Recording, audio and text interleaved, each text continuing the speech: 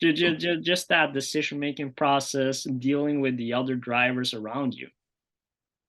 Yeah, there's a lot of things that happen in like splits of a second. If Right. I just take example of like your average road car, right? Uh we have like yielding, right of way, you have like your stop signs. So this is just to control the people from not using so much of their decision making process because it's very different from person to person, right? You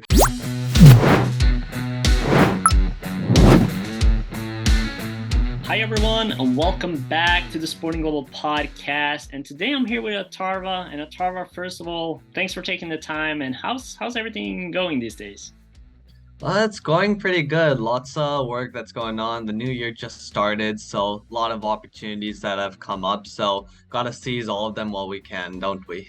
Absolutely, yeah. No, I mean like new year, new opportunities, right? Just gotta make the most out of it. And I mean like for you, that's a lot on the track, right? Like a lot of opportunities coming there, a lot of racing coming soon. So that's gonna be Of a really course, of exciting time. course. Yeah, definitely. Looking forward to it. And I mean like I think we're just gonna dive right into it. Why don't you talk a little about your passion for racing and formula? How did that essentially come to life for you? Like take us a little bit through how this passion came to life. Yeah, of course. First, I started my interest in racing when I was around, what, 7 years old. Right. Around, I was just watching it on TV, but I didn't actually get into racing until I was around 9 years old. Yeah. I was very huge on football, soccer as we call in the US, but Right. it was my favorite sport by far. I was doing like all stars, I did regionals up to nationals, so Yeah. I had a lot of fun with it. Then I really got into the part of racing because the track that I went to had a height restriction, and I didn't know anything about cadet cars or like very small drivers. So I had Right. to wait until my height grew up a little bit more until I could actually sit in the car. But Yeah. Yeah. once I sat inside, it was like it was no going back. It was the Right. best time of my life, right? Yeah. So I I first told my dad that hey, I want to be in this car that I pointed on TV, which was I was watching Formula One at the time Yeah. during the Michael Schumacher era, and Ooh, yeah. that was like one of the best racing I've seen in my life, right? Right. And a 9 year old or a 7 year old can't get into a Formula One car, so the next best thing was get inside the go-kart. There So you go. There I you go. started getting more and more into it. I practiced almost 3, 4 days a week. And I was building up to get that championship level, get that all settled, try to get first place. That was my ultimate goal. And Right. sooner or later, after that much of practice, I did it. Got my first place in the championship, my second season. Because in my first season, I had a racing school, Yeah. and basically it was a 3 day racing school just to get me sorted in the basics. Right. And when I graduated on a Sunday, Yeah. coincidentally, the next event was a league race. Mm. So I actually hopped into that league race and I got absolutely demolished because I had no sense of racing, but I Right. came a respectable eighth. Yeah. So it was a really good experience for me, and I Yeah. actually got to know the fundamentals of racing and how the real competition works. So Right. after the long winter break, that's when I started practicing, and Yeah. right back into spring break. I'm in spring season. I won that championship, and then I went into the Supercard Championship and won that. Yeah. So that's when I said, okay, I really am into racing, and my parents gave their full support, and all Right. thanks to them, that's where I am at right now. There you go. I mean, like that's a great story, and I mean, like yeah, I think more or less everyone kind of starts with football or soccer, kind of Yeah, as a base. But no, it's amazing to see kind of like just that passion for driving and formula, right? And I think everyone can kind of also remember Michael Schumacher and his great accomplishments. So it's definitely of a role course, yeah, model role model to look after, I'm sure.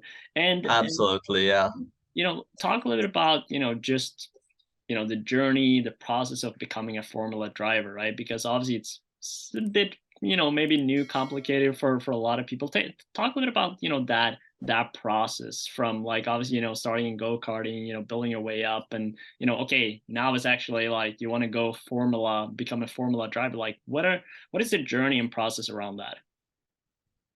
Yeah, of course. There's like the avenues of racing you can take are limitless. Right. Like you've seen, like most people have seen on TV, you can either go through single seaters, which means the Formula Series. You can go through the Endurance Championship. You can go rally. You can do Right. stock cars. Yeah. There's a lot of avenues one can take, Sure. and but the process of racing still stays the same. Yeah. Of where you should practice at first a common base ground level to prove Okay. your talents, and Right. that obviously is go-karting. Yeah. Now, me being a first generation in the US, my parents actually came to the US. They moved from India to the Mhm. US a year before I was born. Yeah. So even they had no idea about if their son is going to try pursuing race car driving, right? So Right. it was sort of there sort of didn't come as a thought. So a Okay. lot of the avenues that exist right now we didn't think existed, even though Mm. that might not be the case. But Right. for me, the best thing I can really suggest is start by going to a go-kart track. Right. I know like all the very top tier drivers or any driver, they really start getting into like cadet driving or having their own go-kart and running on a track. Right. Where I started was an indoor go-karting track. Oh, okay. So it's an arrive and drive place, just like open for public. But the same style of racing is still exists there. It was Mm. one of the best places, and I even had my teacher there who taught me everything that is to know, and that's why I'm the racer I am today. Right. So I think the first step you get into is just understanding racing, get really into it. Yeah. If you have that passion, you're automatically going to get driven to it. Right. And once you start showing yourself a level of passion, then you can start thinking about going up to a higher stage. And my higher stage that I went to was I started owning my own go-kart, and Mhm. we would travel down the east coast of the US for Okay. club races. Oh, That's okay. when that's when I start. So I live in Virginia, and so that's just near the capital of the US. And we would go up north in New York or down south in South Carolina. Mm. So quite a long drive, take a car, tow our cart, and start going for weekends. Yeah. So one of the best times. And after I started learning that there's a sort of passion for me, and there's also I have real good talent that I've Mhm. made use. That's when I started taking it to the next level. Great. Before this, like there's the segment between transitioning from go-karts and whether you want to go into single seaters, whether you Right. want to go to endurance cars or cup cars, right? Yeah. So so it depends from person to person. Since my dream is to get into single seaters, I immediately said, no, I want to get into the single seaters formula cars, right? Right. So that was my decision. And Mm. I started at the age of 16. So this is when my mentality was a lot more mature. Mm. I was not just a 13-year-old getting in a car and just having fun. It was Right. sort of me saying, okay, I'm holding a real piece of machinery. This Yeah. is something I need to take calmly, and this is something it's not cheap either. So Right. Right. there's a lot of Right. factors that turn into this, but Yeah. you don't want to hop into a full-size car like maybe a cup car or go for a competition when you don't understand the implications and risks of it. Sure.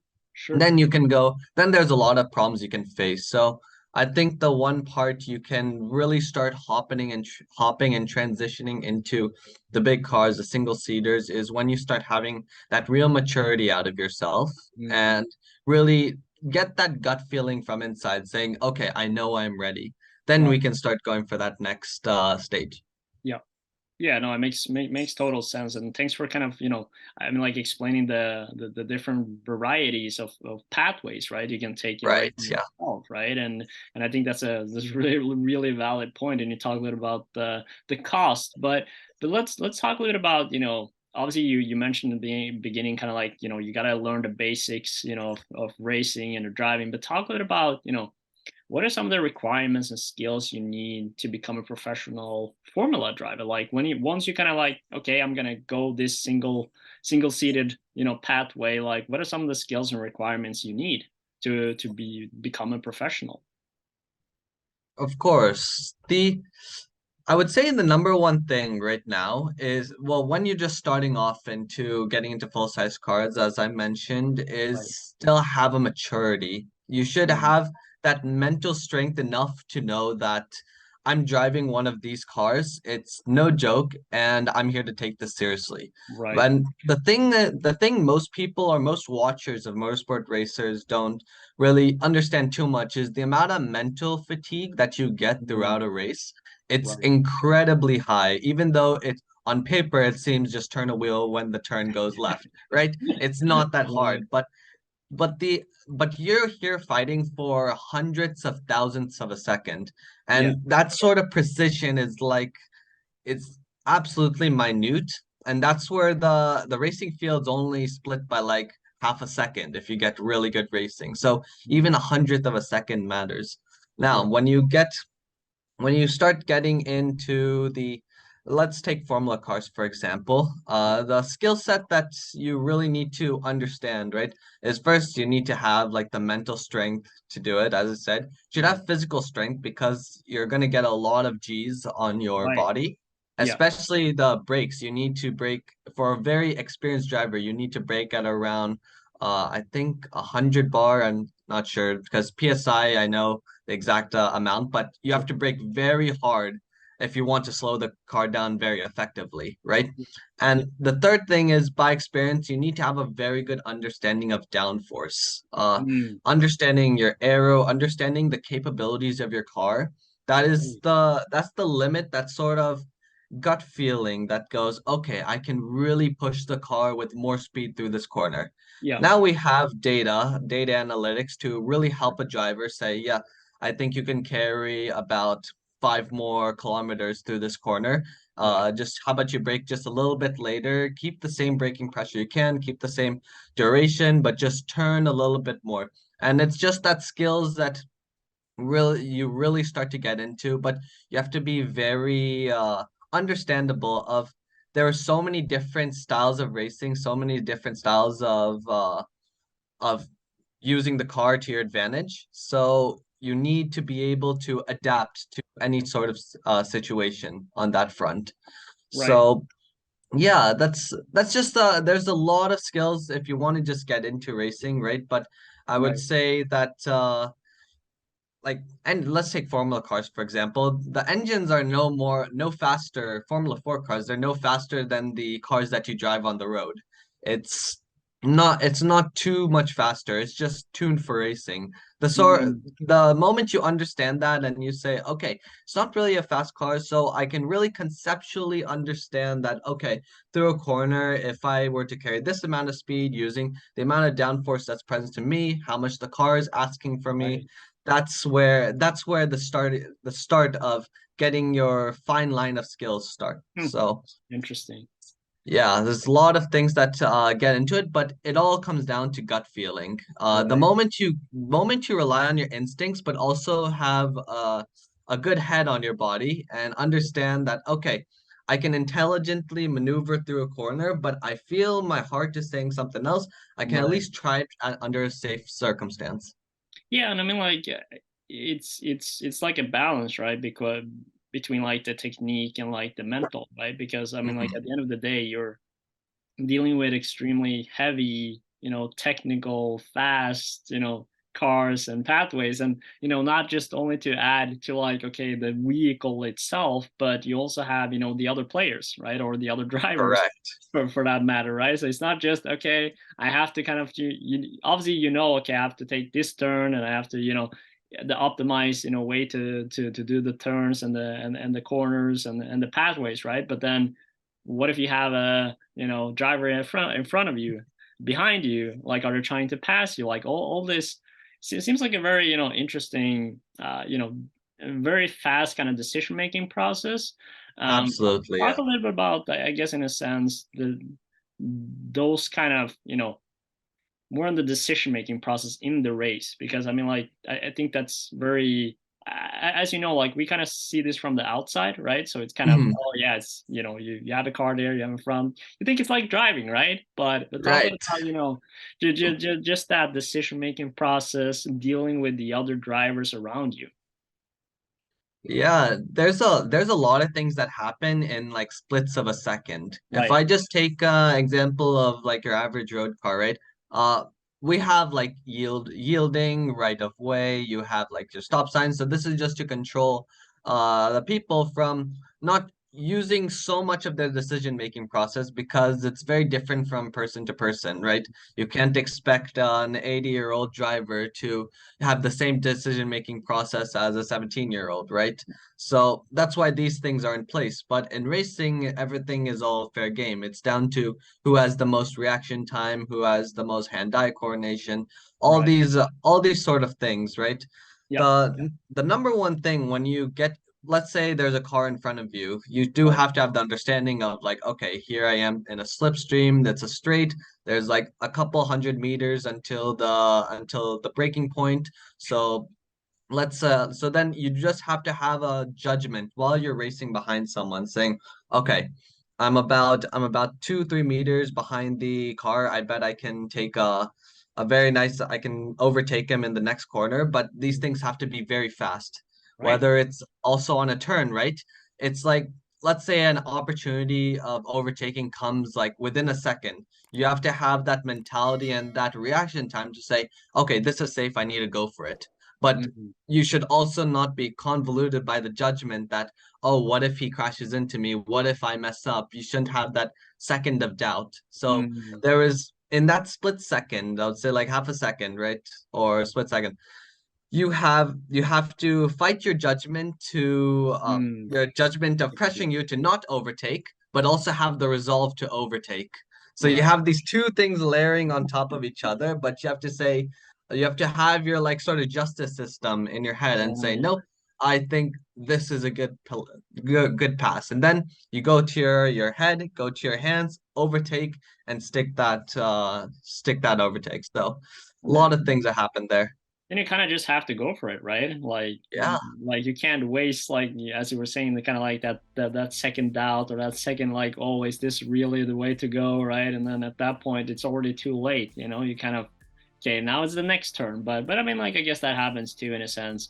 And obviously now you're currently driving Formula 3. Talk a bit about, some of your key highlights so far, and talk a bit about, also, like, what are some of your upcoming goals for the season, for the future of your career. Sure. I think one of the greatest highlights, right? Been doing Formula 4 since I was 16, and then I just recently graduated, going into Formula 3. Now, during this time, I mean, we did have the pandemic hit, so it was already a huge hit on most of the racers and a lot of the sport as well. So, Right. but I think one of the best things is during that time, there was all racing that was closed down. A lot of people were also struggling financially. Even Mhm. we were saying, okay, we're gonna hold on to a little bit of money. There was a lot of factors that went on, but we were pretty well off during that time. We said Yeah. we shouldn't let's just not try to step into things because one thing I really learned about motorsport racing is not only is it expensive, but you really have to extract the value of that seat time. Right. Like take a in a weekend, you shouldn't just sit in the car, get out, and call it a day. You extract everything that you possibly can from that weekend, Right. right?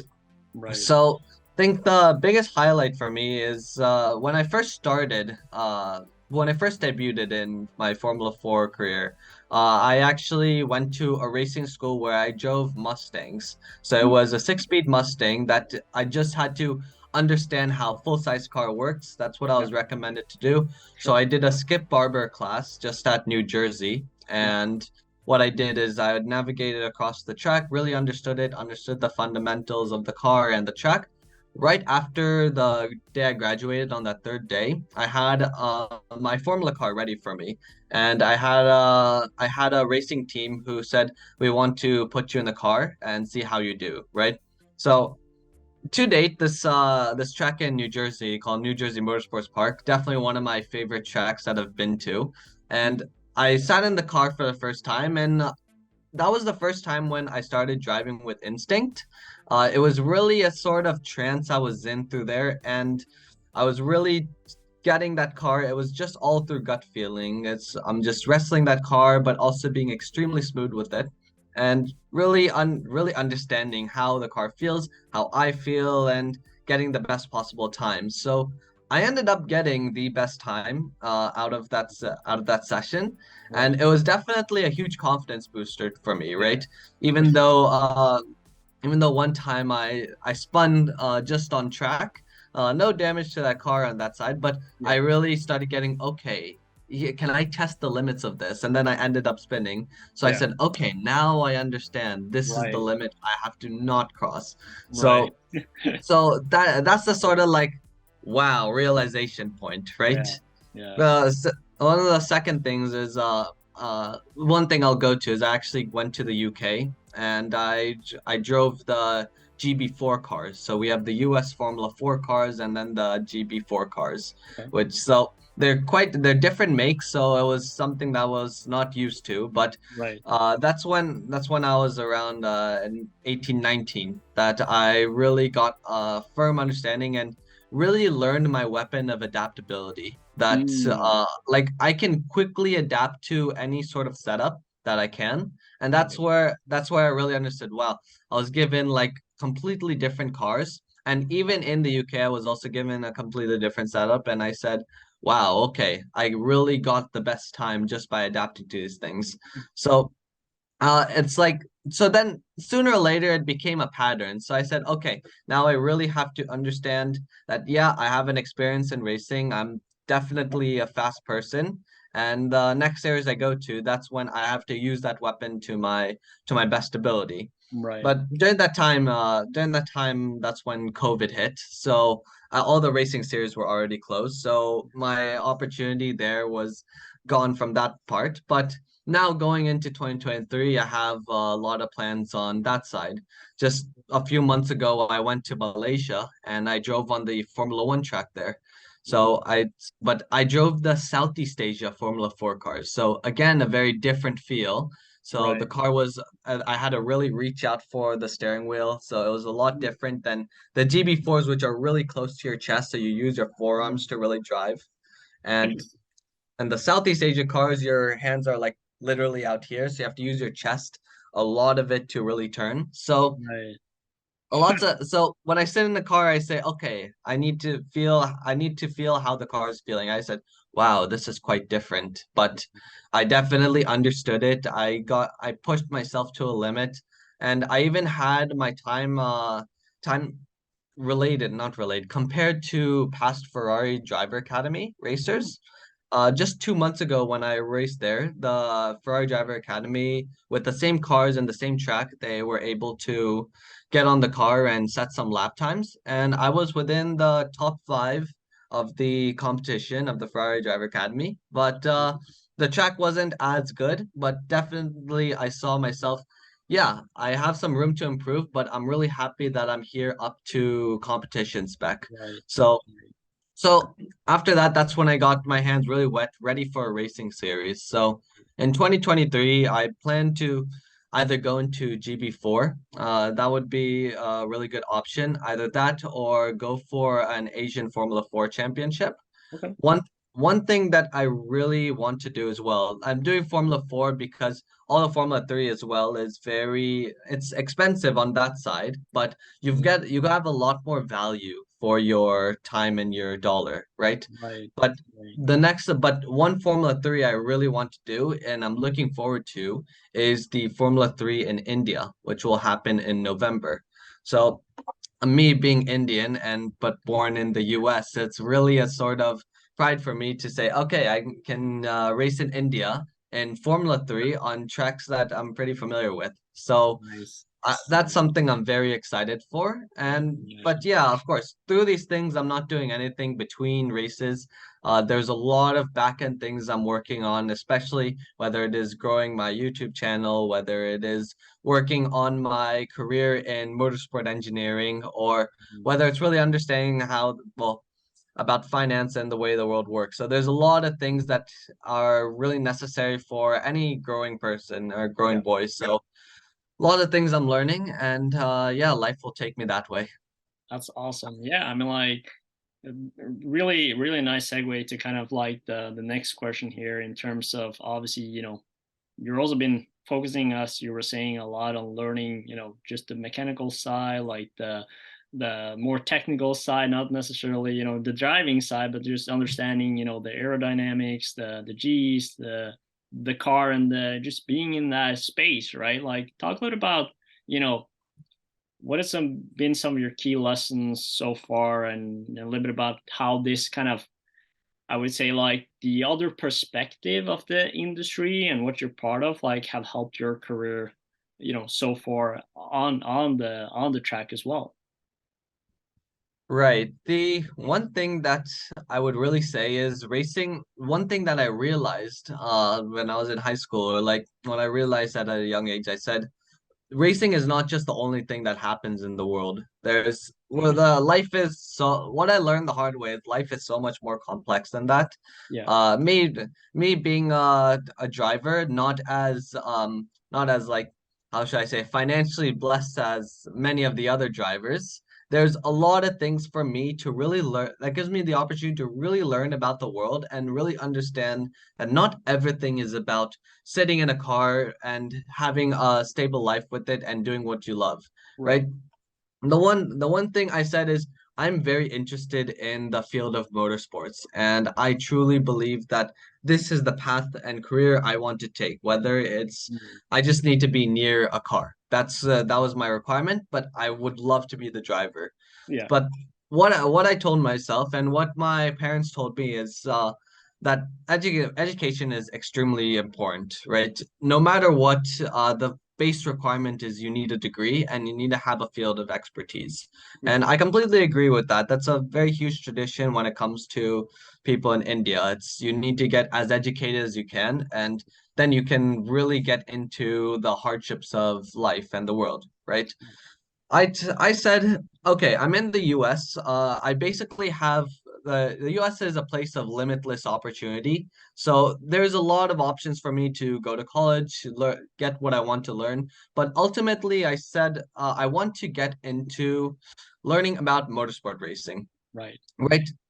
That's my ultimate goal. I want to get as close to racing as can. I want to be a driver, but I also want to learn what's happening in the machinery inside my car. Mhm. So for that reason, when I was in senior year, I applied to Oxford Brookes University in the UK. And I got my admission in it, and I took my degree in motorsport technology, Mm. which focuses on the technical aspect, the mechanical aspect, and even the physics and math aspect of a car on track, mostly the formula cars. Yeah. So so these things. So I put it's my third year now, and I'm going into my fourth year next year, and I'll graduate. But within these times, I really understood a lot about the car, how it's feeling, how I can really use the setup of a car to my advantage for that even a hundreds of thousands of a second. Right. And what I think the one of the most knowledgeable things you can do and one of the most necessary things a driver can do is learn to properly communicate with their mechanic. Right. So Right. that's if I go to my I mean personally, I would feel really embarrassed if I got out of a car and I went to my mechanic and said, my car isn't turning right enough.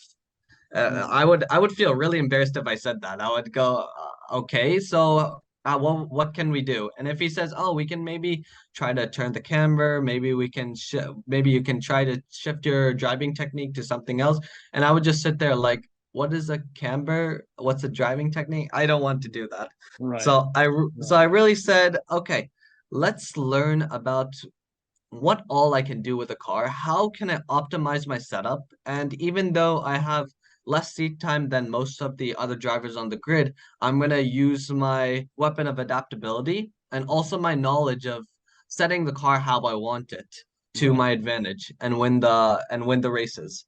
And Cool. that's how it even went through in when I went to Malaysia. I directly told my engineer, okay, this is exactly what I need. I want to try like a little more. I want to try a little more caster on one of the turns. I feel like I'm not turning enough. I think the weight balance is a little different. So a lot of things I got to talk to him, and conversely, I even got to learn as he's doing the actual mechanics of fixing the car. Right. So Right. that's just the sort of thing that I say, okay, this is the real value I'm getting, not only as a driver, but really understanding as a mechanic how they feel and how the team feels and how I can really maximize that. Right. So that's one thing that was my biggest inspiration into going into motorsport racing engineering. I think this makes a lot of sense, right? I mean, like become an expert in your field, understanding. Plus, from your side, I mean, like you're not just understanding it from the outside, like you're literally in there driving it too, so you can kind of, you know, take the pieces together, like a Of course, yeah. puzzle, which is gonna makes more sense. And you're like, as you were saying, is that okay if your car is reacting a certain way, or like with the turns or whatever that is, you can kind of pinpoint almost like where the issue is, a bit faster, and that obviously will speed up communication, will speed up, Of the course. work with the engineers. So I think it makes a lot of sense, so it's good. It's always good to know your field, and whether that's as a driver or as a professional in the business side of it, or as engineering mechanical side as well. So to kind of wrap up here, as well as we're getting close to the end here, very briefly, what tips do you have, for people looking to get a career in racing? And I would say, both kind of like on and off the field. What kind of tips would you have for them? Yeah, there's a lot of things you can really get from racing. A lot of life lessons, a lot of things that can really help you in the early stages of life. I Yep. started racing when I was around 9, and I developed that maturity the moment I owned my first go-kart. I really got a sort of understanding of how rough the motorsport field is, the sort of pressure I've gone from outside, the sort of negative feeling I get from people who don't want me to succeed, which is very common. You want your competitors to not succeed. That's Right. in all sports, right? But I think what makes racing so magical is you need to be a very big all-rounder. And this isn't any I said this is just in motorsports, but it's one of the most extreme feelings of understanding that you have to be an all-rounder, but you Yeah. also have to learn how to take criticism, learn how to deal with negativity, and there's a lot of life lessons you can really learn from that at a young age. Yep. And in any other sport as well, there's a lot of, it's the same thing. If you want to be a professional, you need to be a huge all-rounder. You need to be a very good talker, really understand the media. You want to understand the business aspect of things, and you need to be the best in what you are. So a Right. lot of things are on you, a lot of pressure that's on you. But I think in racing, what's very magical is that pressure is already on top of you the moment you step into professional grade karting. Mm. And the time you understand, like, yes, I need to focus on my drive, I need to really keep that positivity to myself, keep myself hopeful. Right. It really helped me throughout my stages in life. Yep. I went to a private school for 2 years, right? And it was probably like I was bombarded with tests, homework. I had absolutely no time to myself, but I still had a mental strength enough to do all of them on time, understand that even though all these courseworks, all these things I have is above my level, I already learned it the hard way. While my friends were struggling, I learned, okay, this is just the sort of pressure that I get every weekend, right? It's as Yep. long as I learn, okay, I need to budget my time, have that maturity to say, okay, even though this is my problem, how I can keep myself level-headed and fix it. Mm. So I think that's the number one tip I can really give is make the best out of racing. The moment you step into a go-kart, you won't feel the pressure at first because you're first starting out. Really understand the basics of it, really learn, okay, this is how I need to navigate a turn, talk with people because at the earlier stages, they're all there to help. And then when you get into the professional grade karting, then you'll have to learn how to read people, saying, okay, these people are people who really want me to succeed. Here are the people who are my competitors. So now is the sort of mind games that goes on, that happens in the real world, happens in racing. And the earlier you learn that, the better you are in life. And that's something I truly believe. Absolutely. Well, with that, Atharva, I would like to thank you so much for taking the time, for sharing your tips and insights with the SportIn Global community. And, for those of you who've been here all the way at the end, make sure to like the video, subscribe as well, so you get weekly tips every week, and make sure to join the SportIn Global community and the SportIn Global platform if you haven't already. It's free to sign up, and you can always explore amazing courses at academy.sportingglobal.com. So check that out. And Atharva, once again, we have just a little SportIn Global podcast tradition that we have to do. So I have to teach you a little bit Norwegian before we wrap up. Okay. All right, bet. So with every video we do, we always finish with "Vi snakkes," which means see you later in Norwegian. So that's what you have to say. Vi snakkes. There you go. Easy. Okay. Nice. I can speak Norwegian. There you go. All right. Thank you so much, Atharva. Thank you so much for having me. I really enjoyed our time here. Absolutely. Well, it's been a pleasure, and as always, vi snakkes. Vi snakkes.